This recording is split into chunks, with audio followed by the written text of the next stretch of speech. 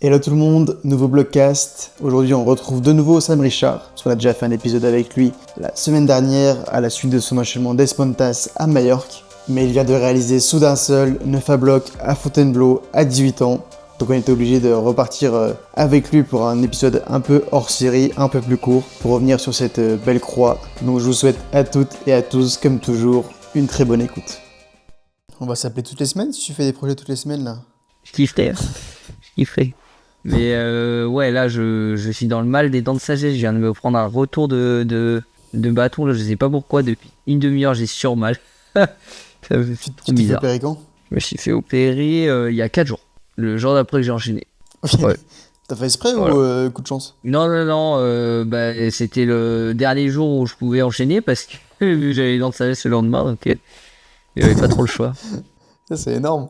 Ah ouais, le timing est parfait. Ouais, c'est vraiment énorme pour le coup. En gros, j'avais annulé le rendez-vous que j'avais de base à Valence parce que je suis allé à Majorque. Et du coup, j'en avais reprogrammé un avec un gars à Paris. Et j'avais demandé à ce que ce soit la semaine, tu vois, du 31. Mais il devait pas avoir de place normalement le 31. Et le gars, il m'a trouvé un truc au dernier moment le 31 et j'ai enchaîné le 30. Donc, assez improbable. Ok, énorme. Bah, avant de s'attaquer à Soudain Seul, est-ce que tu peux revenir sur ton premier gros projet en extérieur, à savoir Big Island en 2023? Ouais, Big Island, c'est... Bon, après, je suis allé beaucoup en extérieur plus jeune, mais en falaise avec mon père. Et du coup, j'avais fait beaucoup de voies. Mais quand j'ai commencé vraiment le bloc, bah, c'était en 2023 que j'ai vraiment commencé à m'entraîner. En 2022. Et après cette saison-là, j'avais envie d'aller un peu dehors. Et j'ai réussi à faire mes premiers petits blocs durs. Genre, j'ai fait des 8 à plus, début octobre en 2023. En 2022. Octobre 2022. Et après ça, je me suis dit, vas-y, pourquoi pas t'attaquer à un bloc dur. Et il y avait Big que j'avais dans le viseur depuis longtemps. Je m'étais dit, vas-y, je vais essayer d'enchaîner ça. Donc, j'ai fait Big en 7 séances au final, entre mars et avril 2023. Et après, quand j'ai fait Big, je me suis dit, vas-y, cet hiver, tu t'attaques à Soudain Seul, quoi. On verra ce que ça peut donner. Donc voilà, c'est assez marrant. Et pourquoi tu t'es dit que t'allais essayer Soudain Seul, il y avait une raison particulière ou Non, mais j'avais quand même fait plutôt rapidement Big et je m'étais dit, c'est le même processus, tu vois, genre, j'ai fait un bloc dur, il y a un départ à 6, c'est encore plus dur, moi j'ai envie de me pousser dans ma limite et autant aller dans le bac, quoi. Et c'est de là que c'est venu l'idée que ça a bien germé et du coup j'attendais de voir, de poser un devis et d'aller dedans pour voir à quel point ça allait être dur ou pas. Et quand j'y suis retourné, j'étais quand même, je sais pas pourquoi, étonnamment, j'étais beaucoup beaucoup mieux que la fois où j'ai fait Big. Et je tombais quasi plus dans Big après le premier trip. Donc je m'étais dit, bah là, le jour où je vais passer le bas et que ça va être, enfin, que le bas va bien être décanté, en fait, je vais quasi pas tomber là-haut, quoi. Donc c'est comme ça que j'ai fait mon premier trip. J'ai réussi à faire tous les moves et tout. J'avais un peu capté les sensations des genoux. Et du coup, je m'étais dit que ça allait faire beaucoup plus vite que prévu. Sauf que j'ai pas eu d'autres créneaux parce que j'ai recommencé à m'entraîner pour la compète cette année-là. Donc j'attendais 2024 pour pouvoir revenir. Et d'ailleurs, j'y suis retourné novembre et décembre 2024, mais plus ou moins en décalé. Tu vois, j'ai passé genre une semaine comme j'avais fait en 2023, en fin 2023. J'ai fait que des petites sessions de 2 jours par-ci par-là. Et en fait, à chaque fois que je revenais, il fallait une séance pour retrouver mes sensas, essayer de faire des bons links et tout. Et du coup, ça marchait pas du tout parce que je pouvais pas mettre 15 jours d'un coup dans le bloc vu que je m'entraînais, mais en même temps c'est ce que j'avais besoin parce que j'en étais à un cap où juste fallait que je me cale et que je commence à mettre des runs et genre ça se fait que si t'as le temps et que tu peux poser un siège, quoi. Donc ça s'est arrêté sur ces petites séances cette année-là parce que je savais très bien que j'aurais pas le temps pour pouvoir y retourner et c'était pas du tout dans les plans d'y aller après Majorque. On s'est eu au téléphone la dernière fois, j'avais décidé que j'allais y aller. Mais de base, je devais aller en Suisse, me reposer, je devais aller grimper ailleurs. Et au tout dernier moment, il n'y a personne qui a voulu venir en Suisse avec moi. Donc, moi, je me suis dit, à Blo, j'ai un logement, il y a Majdi qui est là. Et vas-y, j'ai 3 semaines, il y a plus ou moins les condis. Autant aller un peu dans son seul et voir ce que ça va donner. Et je sais que j'ai le temps, donc pour l'instant, j'ai rien de mieux à faire. Et voilà, c'est là où ça a commencé à batailler. C'est assez drôle. Ouais. Elles sont passées comment du coup ces séances après ton retour en Espagne? Et ben, du coup, cette année, j'ai mis 9 séances dedans. 9 séances et déjà première chose qui a fait que j'étais mieux que l'an dernier, c'est que les années d'avant, le gros problème que j'avais dans le bloc, c'était le deuxième genou pour aller à l'arqué, là, l'arqué à main droite du départ de Big. Et parce qu'en fait, c'est un move hyper morpho parce qu'il est hyper loin. Et moi, c'est ce que j'avais le plus de mal parce que j'y pais tout le temps du genou. C'était pas hyper stable avec mon livre et la genouillère. Enfin bref, j'arrivais pas du tout à faire le move et je le faisais, je crois, une fois sur 8. Et quand je le faisais, je savais pas pourquoi je le faisais. Et du coup, cette année, je me suis dit, bah vas-y, je vais me ramener avec un livre quand même un tout petit peu plus gros. Parce que mon livre était plutôt. Enfin, il faisait 1 centimètre, tu vois, mais c'était pas non plus énorme. Je me suis dit, je vais peut-être en prendre un de 0,5 de C'était plus. quoi le premier livre pour ceux qui connaissent pas? Le premier livre, c'est Lucien Martinez qui m'avait. Enfin, je l'avais croisé au bloc, il m'avait donné une sorte de livre qui s'appelait Le recueil à punchline. Et du coup, il y avait plein de punchline de rap. Mais bon, j'ai jamais lu parce qu'il est sous tape maintenant, donc un peu compliqué. Et le deuxième livre, tu sais que je ne sais même pas le titre du livre, genre. Je sais pas ce que c'est. Je sais que c'est un livre de français que la mère de Mejdi lui a donné. Mais vraiment, je connais pas le titre. Et là, il est sous tape et j'ai toujours pas enlevé le tape. Je sais pas si je vais le faire un jour. J'attends de voir. Mais peut-être je pourrais avoir le nom via Mejdi d'ailleurs. Faudrait que je lui demande. Mais ouais, je sais pas. En tout cas, il est plus gros. C'est tout ce que je sais. Ça, c'est le premier truc qui a fait que. Bah, du coup, en fait, je suis arrivé au bloc et j'ai commencé à recaler. Première séance, j'y suis allé avec Blue Gilles sur Insta. Parce que j'avais pas de partenaire et lui, il était grave chaud de grimper dehors. Donc, première séance, on y est allé à 2. C'était assez marrant. Et du coup, en fait, dès la première séance, j'ai recalé hyper bien le bas. Et justement, j'ai enchaîné le link du bas, c'est-à-dire que je me suis retrouvé dans le début de Big Island, ce qui m'était pas, ce qui m'était arrivé qu'une fois en 2 ans les années d'avant.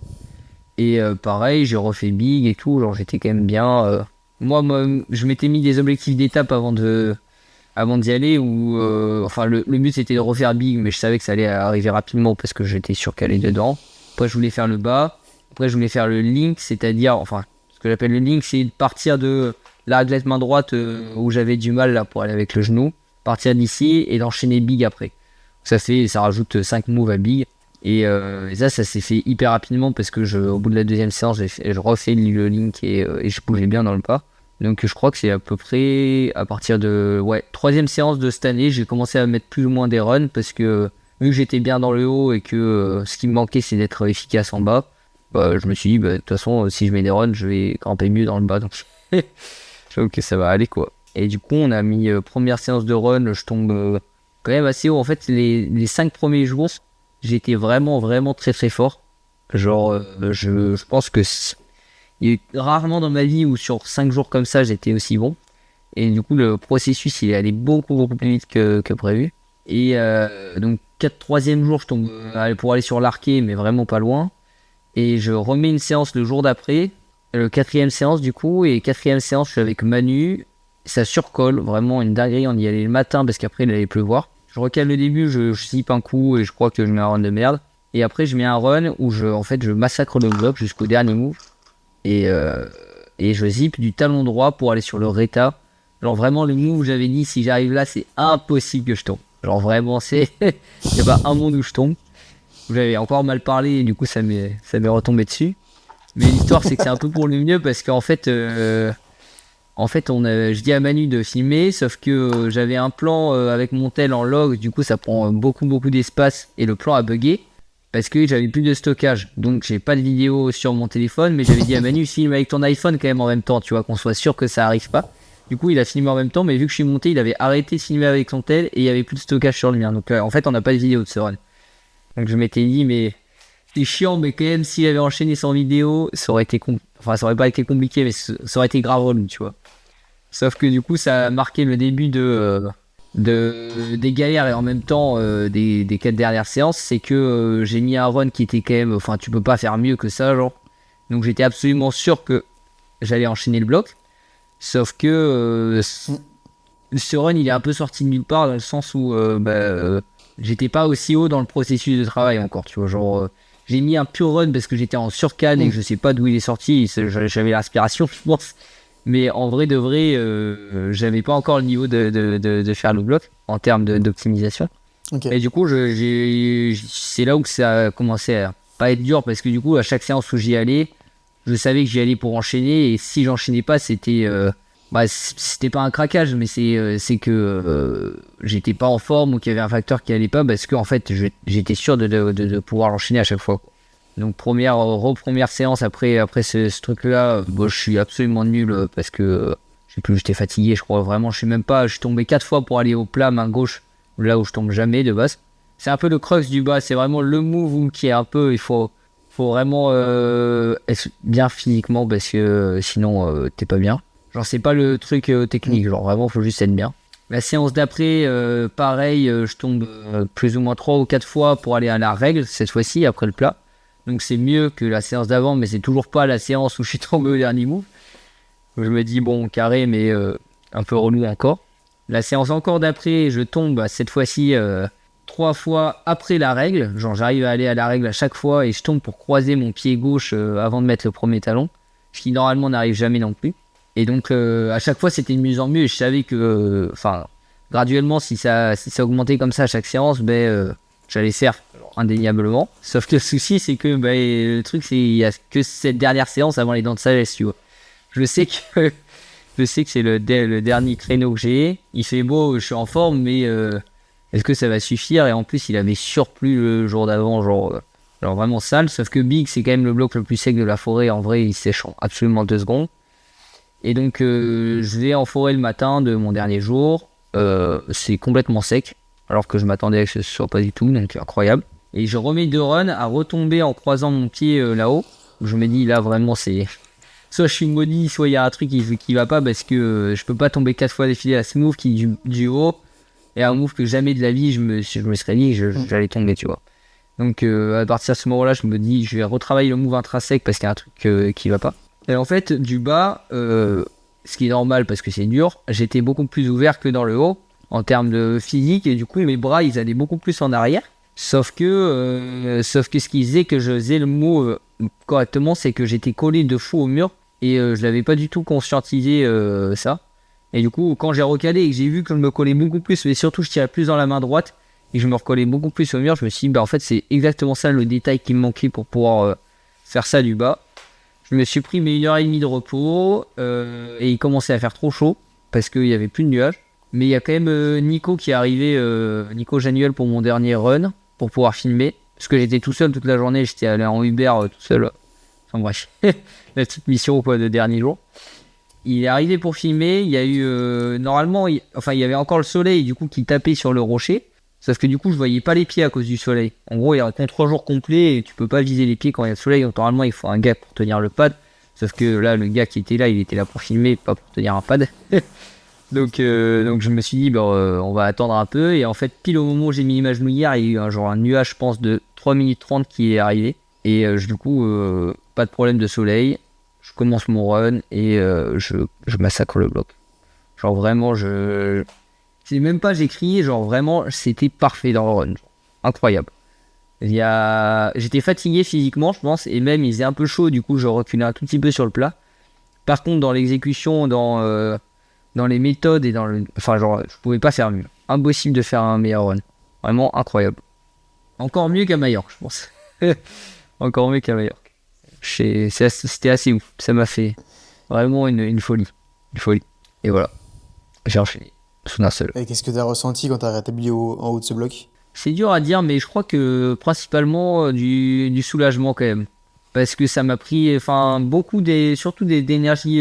Vu que ça a été vraiment un combat mental de revenir à chaque fois au bloc, de remettre l'intention, remettre l'intensité, surtout sur ces 4 dernières séances, tu vois, surtout ce processus où en fait t'es là, tu mets que 3 runs par jour et ta vie elle gravite autour de des 3 runs parce que tu peux pas aller grimper à côté parce qu'il faut être reposé pour le truc et tout. Donc c'est quand même vraiment un truc qui fatigue.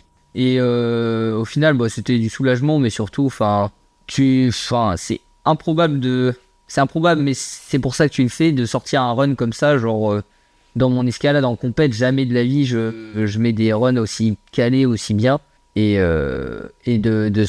juste de pouvoir grimper comme ça, t'as même pas les mots, genre, c'est ouf. Et du coup, j'étais grave content, j'ai pris ma daronne. Et voilà, processus habituel d'enchaînement. Non, c'était marrant. Parce qu'en plus, t'as pas forcément l'habitude de travailler un truc pendant aussi longtemps. Parce que Non. t'as fait du coup Big Island en 2023, après t'as fait Spontas qui est encore bien différent parce que niveau Ouais. conditions c'est un peu l'enfer. Et Et t'as celui-là où vraiment t'as que 3 runs et après physiquement t'es éteint donc t'as pas l'habitude de quelqu'un qui grimpe full en extérieur et qui passe son temps à travailler des projets genre je sais pas un Camille Couder qui se met 5 ans dans un bloc pour essayer d'enchaîner en tant que compétiteur c'est pas un truc dont t'as forcément l'habitude de faire. non, du tout. Et en vrai, c'est une autre approche, en fait. Et bah, du coup, surtout vu que c'est la première fois que je le fais et que je travaille un bloc aussi dur, j'avais beaucoup à apprendre dans le, comment dire, du processus de travail, en fait. Enfin, ce que c'est le travail d'un bloc vraiment qui est quasi à ma limite.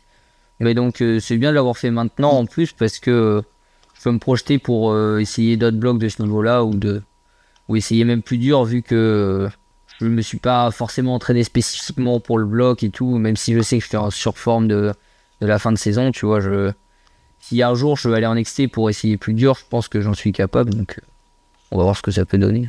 Mais c'est cool, en vrai, ça apprend plein de trucs, surtout cette histoire de détails, en fait, c'est vraiment incroyable comment c'est dans la micro sensation, le micro détail, parce qu'il y a un truc qui va changer et au final, ça va tout débloquer. Et je crois que le moment où tu peux. Enfin, juste où ça va se débloquer, si t'as la forme physique, c'est quand t'as complété le puzzle. Genre, quand t'as rassemblé toutes les pièces ensemble et que t'as tous les détails, tu sais exactement tout. Bah là, maintenant, c'est juste une histoire de est-ce que t'as la forme ou pas. Et bah là, j'avais la forme. Mm. Donc ça a fini et c'est marrant à voir. Tu disais que t'avais mis tu mettais genre 3 essais par séance, waouh. Yep. T'as mis 3 essais par séance, ça ressemble à quoi un peu une séance au pied du bloc, l'échauffement, les essais, ça se passe comment? Bah ça se passe, ça dépend. En gros, j'ai eu un problème de conditions. Enfin, je savais pas. J'ai dû chercher ce que c'était les bonnes conditions pour moi dans le bloc parce que c'est pas tant ce que j'ai l'habitude de base. Parce que de base, je préfère que ça fasse très sec et très froid. Sauf que quand c'est trop sec, le plat il glisse. Du coup, je me suis pointé une fois à 15h, il faisait sur sec, sur froid, et j'ai pas bougé de la séance, donc je me suis dit, bah, je vais retourner grimper le matin. Donc, vu que c'était tôt le matin, je me réveillais à l'appart vers 7h, 6h30, 7h pour être déjà réveillé. Même si je vais grimper à 11h, en fait, ça fait que mon corps il est beaucoup plus actif que si je me réveille une heure avant. Je me réveille tôt, je mange un Mm. coup, je m'échauffe à l'appart tout ce qui est articulaire parce que c'est plus pratique. Enfin, j'ai un tapis de sol et tout, c'est mieux que de le faire au bloc. Et dès que j'ai fini ça, du coup, soit il y avait Manu qui venait me chercher parce qu'il venait avec moi, souvent je prenais un Uber et j'arrivais au bloc tout seul et après il me rejoignait ou alors j'étais tout seul. Ou alors il y a Lucien Martinez qui m'a accompagné des fois, mais voilà, sur certaines séances. Et après, je pose mes pads là-bas, je mets le ventilo sur les plats dès que j'arrive pour que ce soit que ce soit froid. Et j'ai fait tout l'échauffement musculaire là-bas, c'est-à-dire élastique, échauffement des doigts et tout. Et dès que j'ai fini cette partie-là, à chaque fois le rituel c'était de remettre un run dans Big. Donc j'ai essayé de. Enfin, normalement je refaisais Big à chaque fois, vu que j'étais sûr bien dedans. Sauf les moments où genre, je mettais des runs, les 4 dernières séances, je crois que j'ai fait une fois ou deux fois Big Max à l'échauffe. Ce qui n'était jamais le cas de base, j'enchaînais vraiment à chaque fois. Genre. Je pense que j'ai enchaîné quasi 50, 60 fois le bloc. Genre. Ok, je suis en train de poser la question, tu l'as enchaîné combien de fois? Ouais, à peu près. Bon, si j'y suis allé 27 séances, je dirais que je l'ai quasi fait 2 à 3 fois par séance. Donc ouais. Et il y a même des séances où j'ai fait 6, 7 fois parce que je voulais faire du volume. Enfin bref. Et du coup, dès que j'ai fini l'échauffement dans Big, je recale aussi le bas. Genre je remettais vite fait je mets la genouillère pour bien mettre la genouillère et tout une fois.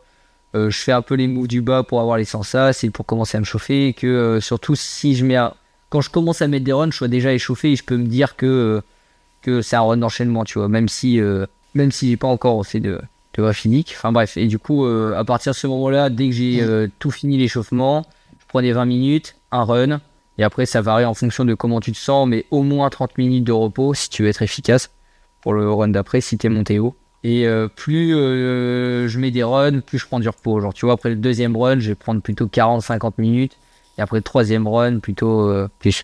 Mais ouais, je mettais beaucoup de repos, et du coup, c'était des séances qui étaient quand même assez longues. Genre quasi 4 heures, 5 heures à chaque fois.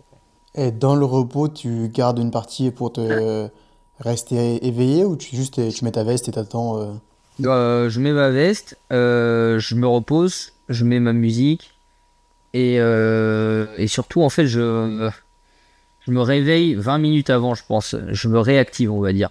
Tu vois, je resserre un peu des réglettes, je me réveille un peu à l'élastique, je me tape un peu les pecs pour me réveiller ou la cuisse ou enfin bref. Du coup j'essaie de me réveiller avant chaque run, ça c'était obligé. Parce que sinon c'est pas possible, enfin tu peux pas être efficace dans ton essai. Et même, je faisais ce qu'on appelle un pré-onglé, c'est genre, tu fais monter un peu le sang dans les doigts pour pas que t'aies l'onglet direct. Et pareil, tu peux te taper un peu comme ça t'es prêt à avoir mal aux doigts, au chapeau. Bon, c'est des petites routines que j'ai, mais. Ok. Et au niveau des méthodes, tu t'es beaucoup inspiré de celle de Simon Lorenzi. C'est passé comment avec lui? Il était là pour t'aider au début. C'est passé comment? Ben, en gros, Big, moi j'avais calé selon mes méthodes à moi, tu vois.